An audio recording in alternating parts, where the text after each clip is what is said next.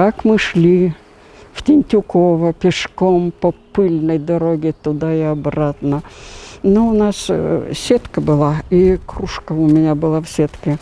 А машин было мало-мало где-то. И вдруг идет, у нас 2 класса, А и Б, 6 класс идет, и вдруг машина.